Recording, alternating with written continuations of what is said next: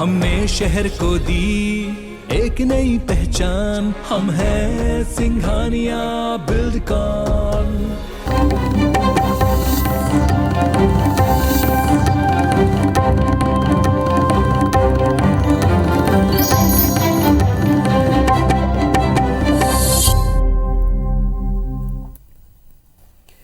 नमस्कार, स्वागत है आप सबका। मैं हूं पुनीत पाठक और सबसे पहले उस खबर पर नजर, उस खबर के बारे में बात जिसको लेकर सारे विश्व में चर्चा है और चिंता भी है।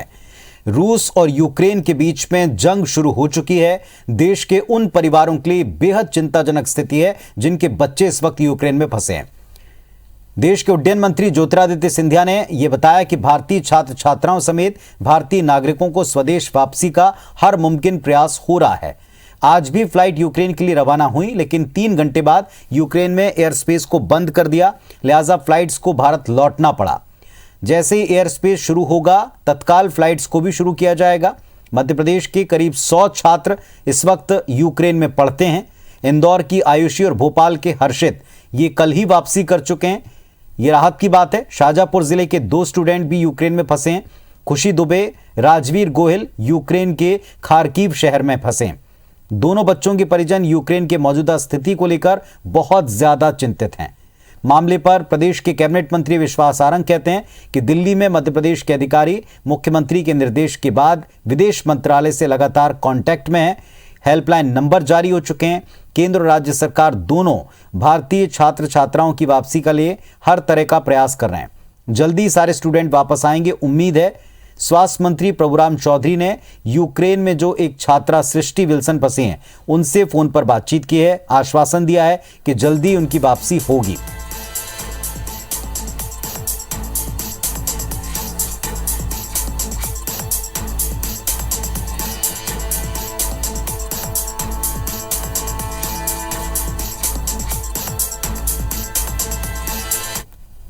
हमारे हवाई जहाज जाकर हमारे नागरिकों को सुरक्षित वापस। का विदेश मंत्रालय इस विषय में पूरी काम कर रहा है और हमारी सरकार भी 2 टोल फ्री नंबर पब्लिश किए हैं। किसी को भी कोई दिक्कत है तो बात कर सकता है। जानकारी मिली है कि जो इंडियन डीन की रिप्रेजेंटेटिव है ज़ेपोरिज़िया की, उनका नाम मीनाक्षी है, वो बस का अरेंजमेंट कर रही है ताकि बच्चे जो ज़ेपोरिज़िया मेडिकल यूनिवर्सिटी के हैं वो जाए।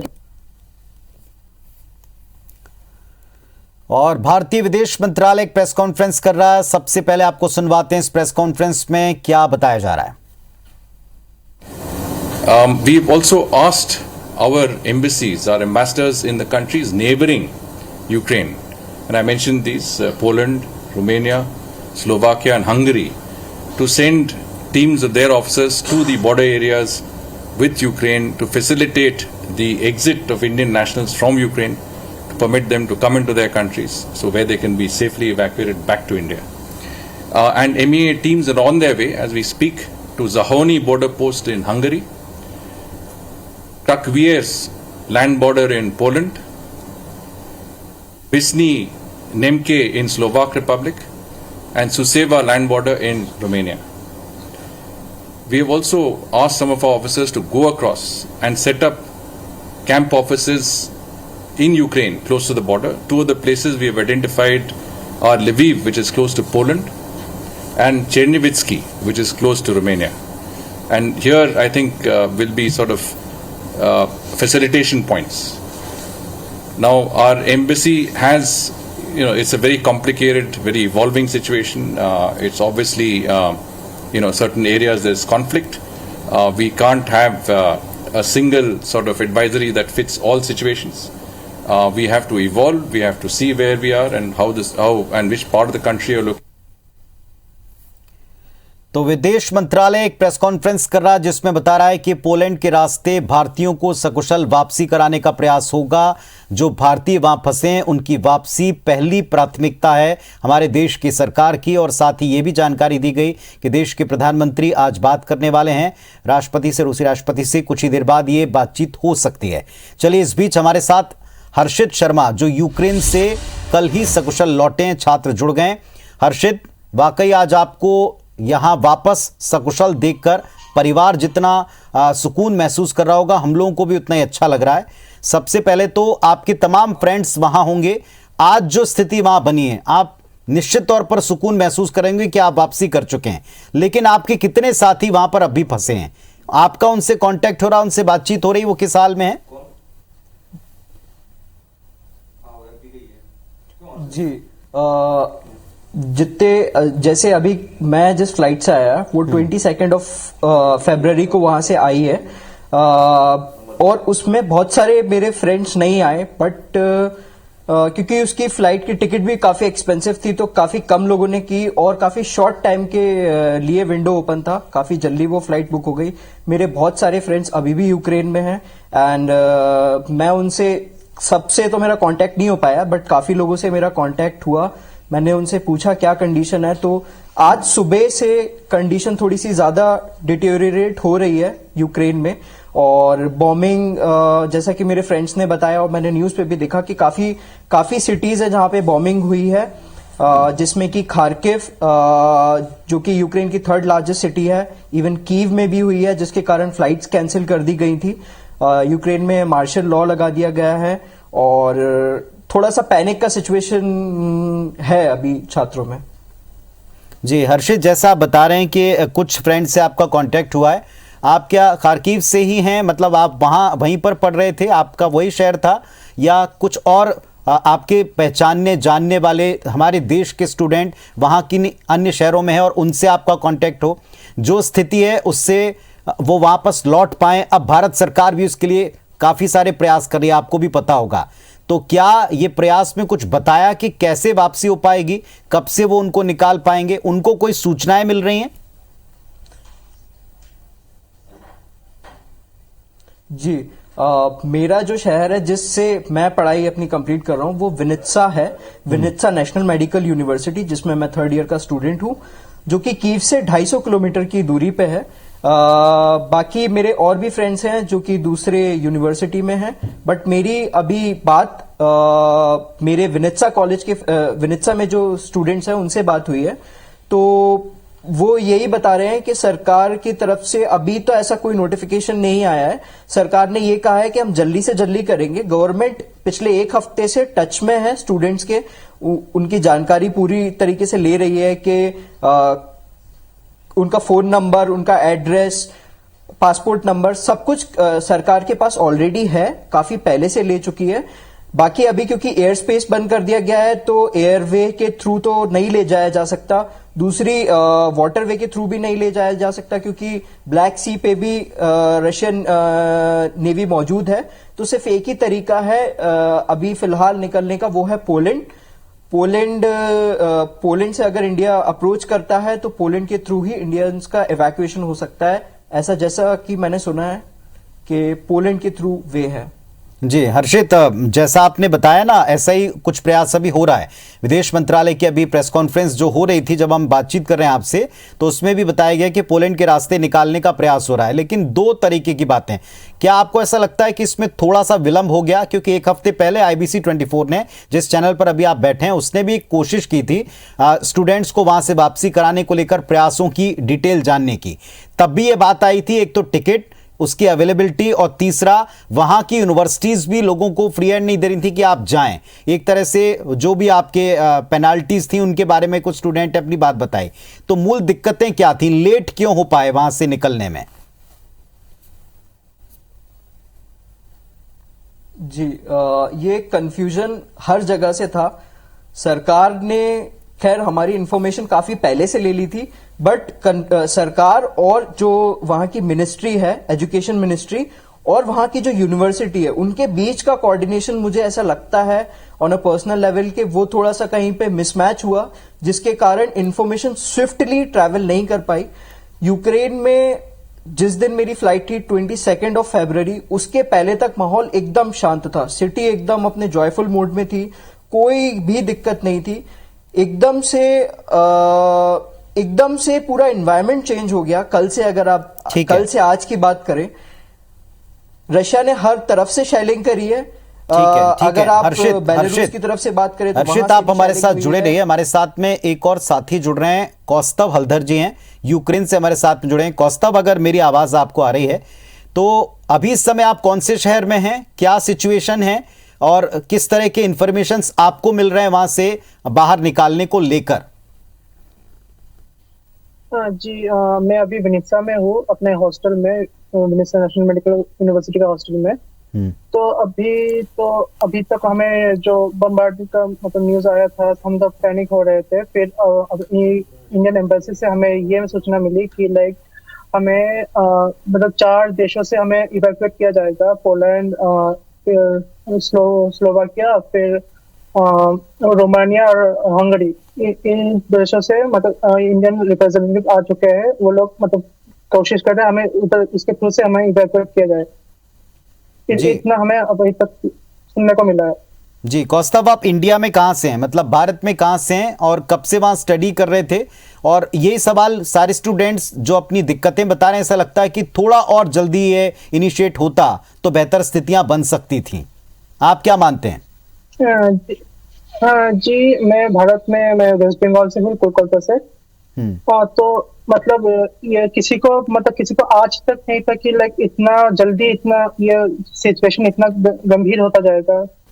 हम जैसे मैंने खुद 6 मार्च को फ्लाइट बुक किया था इंडिया जाने के लिए, क्योंकि सोच रहा था कि कुछ खराब ना हो जाए।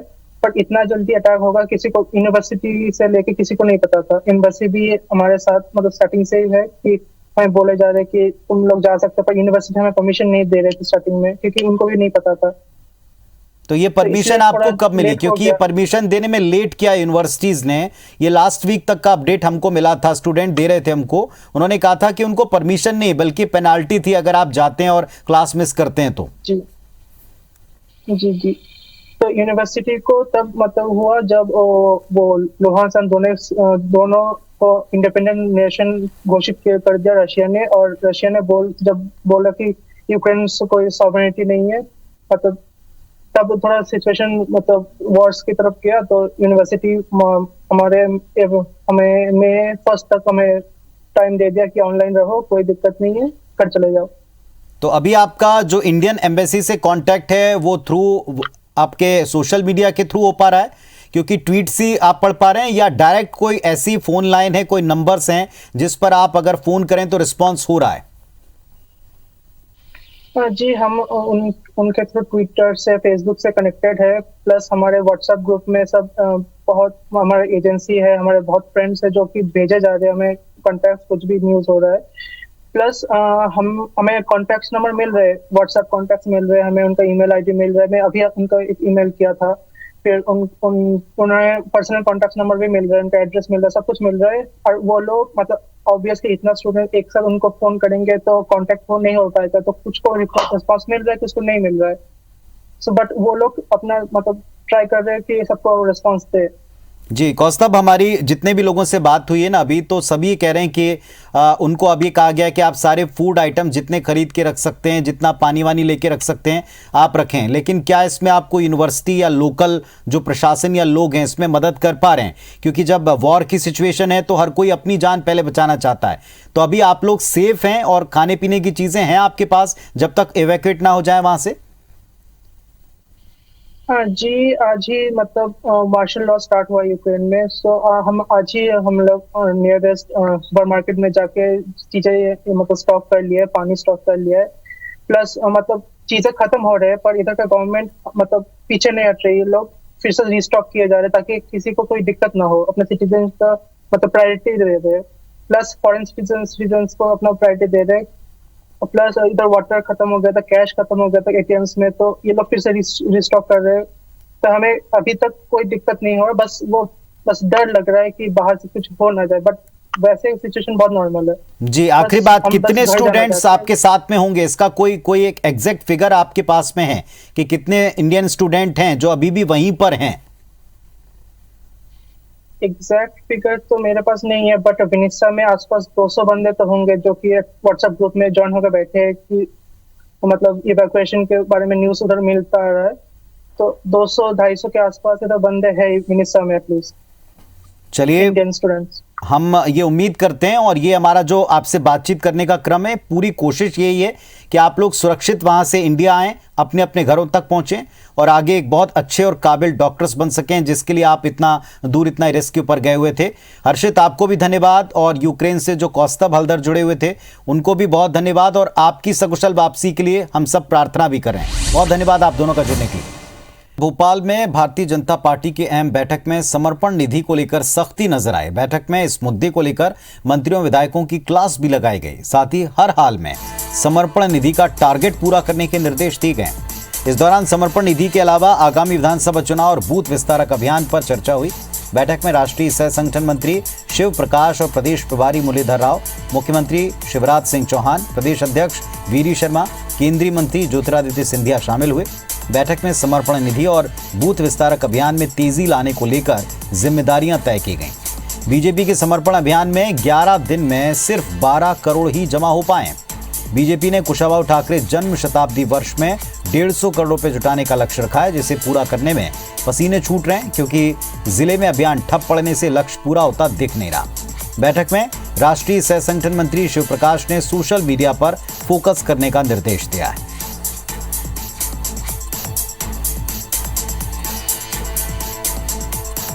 और जो अभियान हमने लिए हैं, जिसमें बूथ विस्तारक योजना जो ऐतिहासिक तौर पर मध्य प्रदेश के अंदर सफल हुई और बूथ का डिजिटलाइजेशन का जो अभियान था, इसकी भी एक हमने व्यापक समीक्षा आज की है। साथ में ही समर्पण निधि का जो हमारा अभियान है, उस अभियान की जो तैयारी हमारी जो चल रही है और 11 तारीख से पंडित दीनदयाल उपाध्याय जी के पुण्यतिथि के अवसर से जो अभियान शुरू हुआ, उस अभियान को और गति देने का इन बैठकों में एक व्यापक चर्चा आज हमारी हुई है। मध्य प्रदेश महिला कांग्रेस की कार्यकारिणी भंग होने के बाद प्रदेश की राजनीति गर्मा गई। बीजेपी प्रदेश अध्यक्ष पद से हटाई गई अर्चना जायसवाल को लेकर सहानुभूति दिखा रही है और नेता उन्हें हटाए जाने को लेकर कांग्रेस पर सवाल खड़े कर रहे हैं। गृह मंत्री नरोत्तम मिश्रा का कहना है कि कांग्रेस एकमात्र पार्टी है जिसमें खराबी इंजन में है और बदले डिब्बे जा रहे हैं। नरोत्तम ने कहा कि कांग्रेस को बताना चाहिए कि अर्चना जायसवाल का कसूर क्या है। अर्चना जायसवाल को हटाने और प्रदेश कार्यकारिणी को भंग करने पर कांग्रेस सफाई पर सफाई दे रही। कांग्रेस ने अर्चना जायसवाल से सहानुभूति दिखाने वाले बीजेपी नेताओं को अपने नेताओं पर फोकस करने की नसीहत दी है।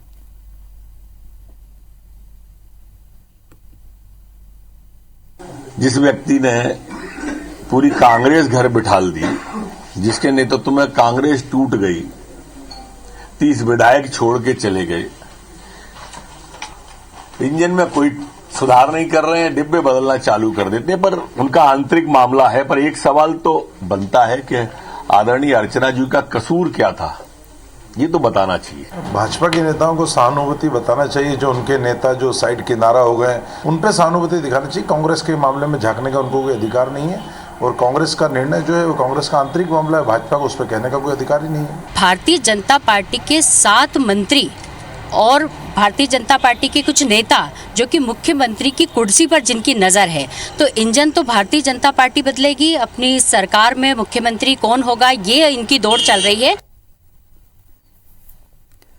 और एक बड़ी खबर उमरिया से, बोरवेल में गिरे मासूम का रेस्क्यू लगातार जारी है। एनडीआरएफ एसडीआरएफ का ये रेस्क्यू ऑपरेशन चल रहा है। 30 से 40 फीट की गहराई में एक मासूम बच्चा आज सुबह 11:30 बजे जा गिरा था, वहां पे फंसा हुआ है। बचाव के लिए 28 फुट की खुदाई पूरी की जा चुकी है। तो एनडीआरएफ और एसडीआरएफ की टीमें बच्चे को सकुशल निकालने के लिए लगातार पैरेलल एक गड्ढा खोदकर बच्चे को सकुशल निकालने का प्रयास कर रहे हैं। गौरव द्विवेदी नाम का एक बच्चा है जो 28 से 30 फीट के भीतर अंदर जाकर के फंसा हुआ है। उमरिया के गांव में बोरवेल के लिए खोदे हुए गड्ढे में मासूम जा गिरा और सुबह से ही उसका रेस्क्यू ऑपरेशन चलाया जा रहा है। जैसा आप देख पा रहे हैं, एनडीआरएफ और एसडीआरएफ की टीमें अब भी रेस्क्यू ऑपरेशन कर रही हैं। 30 से 40 फीट की गहराई पर वो फंसा बताया गया और 28 फीट अब तक खुदाई हो चुकी है। अभी तो हुआ है 25 फीट।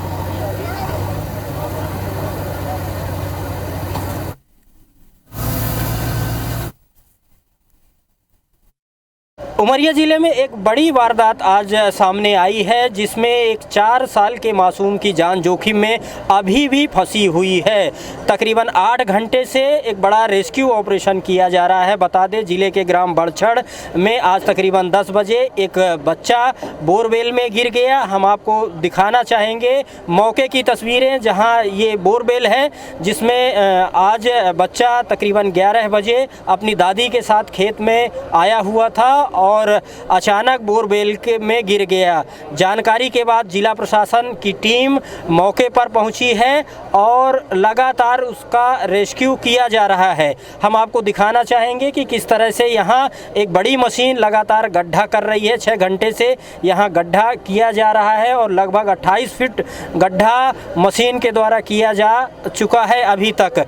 और यहाँ मौके पर NDRF की टीम भी मौजूद है, जो इस रेस्क्यू ऑपरेशन को लगातार अंजाम दे रही है। और जहां तक रेस्क्यू टीम को लीड कर रहे हैं, उनकी माने तो 2 से 2.5 घंटा अभी और इस पूरे ऑपरेशन को पूरा करने में लग सकता है। ग्राम बड़छड़, जिला उमरिया से IBC 24 के लिए अरुण कुमार त्रिपाठी। और हमारे सहयोगी इस वक्त हमारे साथ में जुड़ रहे हैं फोन लाइन पर। जेनु, बताएं क्या स्थिति वहां बनती दिख रही है, क्योंकि आपने जो तस्वीरें दिखाई, रेस्क्यू अब भी चल रहा है। क्या बच्चे की सेहत हालत के बारे में कुछ भी अपडेट मिल पाया है? पुनीत जी, बताना चाहूंगा कि बच्चे के स्वास्थ्य के विषय में तो अभी कोई अधिकृत जानकारी नहीं दी गई है, लेकिन स्वास्थ्य विभाग द्वारा बोरवेल में नली डालकर लगा उसको ऑक्सीजन दी जा रही है। NDRF की टीम ने जो तय किया था उस स्तर की लगभग 28 फुट की खुदाई कर ली है। और जैसा उनको अपने इन्वेस्टिगेशन में पता चला कि 25 से 26 फुट पर बच्चा टंगा हुआ है और इसीलिए उन्होंने 28 फुट की खुदाई की है। अब नेक्स्ट कार्रवाई चल रही है, जिसमें समानांतर खुदाई करके NDRF की टीम बच्चे को सुरक्षित बाहर निकालने की कवायद में जुटी हुई है। पुनीत जी, तकरीबन 10 घंटे हो चुके हैं जहां तक हमें जानकारी है, तो अभी कितना और वक्त इसमें लग सकता है? जो टीम वहां पे काम कर रही, कुछ बताया इस बारे में? अभी हालिया जो यहाँ पर स्थिति है उसको देख करके कहा जा सकता है कि अभी 1-2 घंटे इस पूरी प्रक्रिया को पूरा करने में लग सकता है। और इसमें कोई तय टाइम नहीं है, और भी बढ़ सकता है, क्योंकि जिस तरीके की सिचुएशन आती जाएगी उसी स्थिति में बच्चे को बचाने के लिए अपनाई जाएगी। पुनीत जी, अरुण, हमेशा जब भी कभी कोई बच्चा गिरता बोरवेल में तो कुछ कैमरे वगैरह से डालकर देखा जाता है कि भीतर क्या स्थिति है। यहाँ कोई ऐसी व्यवस्था हो पाई? नहीं पुनीत जी, कैमरे से और सेंसर के माध्यम से NDRF की टीम ने बच्चे को देखा है। उसमें बच्चे की, चूंकि बच्चा उल्टा है इसलिए उसकी केवल चप्पल दिखाई दे रही है। बच्चा स्थिर अवस्था में है और उसके स्वास्थ्य के विषय में किसी ने भी कोई अधिकृत जानकारी नहीं दी है। चलिए, तो इस समय समझ सकते हैं कि माता पिता समेत पूरा गांव ये प्रार्थना ही कर रहा होगा कि बच्चा सकुशल बाहर निकल कर आ सके। लेकिन ये राहत की बात है कि 30 से 40 फीट की गहराई है और तकरीबन 26 फीट से 28 फीट तक फंसा हो सकता है और 28 फीट तक खुदाई पूरी हो चुकी है। उम्मीद करेंगे कि रेस्क्यू जल्दी पूरा हो जाए। शुक्रिया आपका इस अपडेट के लिए।